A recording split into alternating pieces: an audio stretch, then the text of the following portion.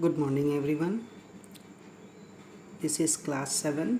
We are reading the chapter Fiber to Fabrics. In this chapter, we have read about the wool. Today, we will read about the silk. Now, all you know that silk is a fine, strong, and soft and shiny fibers obtained from the silkworm. Okay, and it is separated from the cocoons of the silkworm, and it is made up of protein. These cocoons are made up of protein, and the wonderful thing about the silk is it is the strongest natural fiber. Since the silk is an animal protein, it gives a smell of burning hair when burned.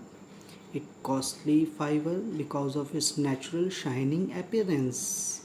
Silk fibers are converted into silk yarn, which is used for making silk clothes, and the rearing of silkworm for obtaining silk is called sericulture. Okay, now China leads the world in the silk production, but silk producing countries are also India and Japan, and different varieties of silk moth produced different varieties of silk like Tussar silk, Munga silk, and Kosha silk. Now, history of the silk. Silk was first discovered and developed in the ancient times in China.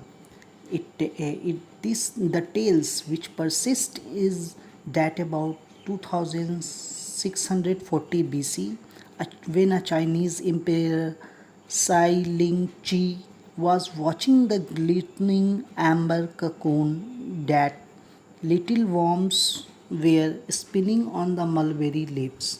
What he did? She unwounded one of the thread of the cocoon and found that it was very long strand of shiny material.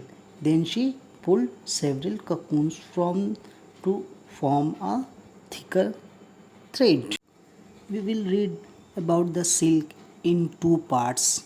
First part we will see about the life cycle of the moth, and second part we will see the cocoon to silk.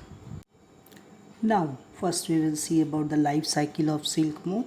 Okay, what happens? First, the female silk moth lays egg.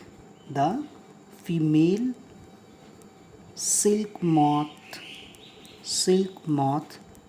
lays eggs, and that is yellow in colors on a leaves of a tree.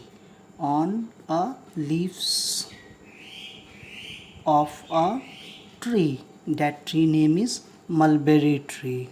Very much popular for the silk. Second, the eggs hatched in 2 weeks time to form the worms like larva called caterpillar. Forming of larva, that is called caterpillar. Okay, or silkworm. Next stage is it become pupa, but before that the silkworm feed on the leaves of mulberry and grow bigger on the size of the mulberry trees and grow bigger in size. During the larval stage, the silkworm shed their skin 4 times while they grow. Okay, silkworm is found in liquid form in the two glands in the silkworm found in the head. Now, third one, the silkworm is ready to enter into the pupa. Silkworm is ready to enter to the next stage. Next stage of development called pupa. Now, in this what happened?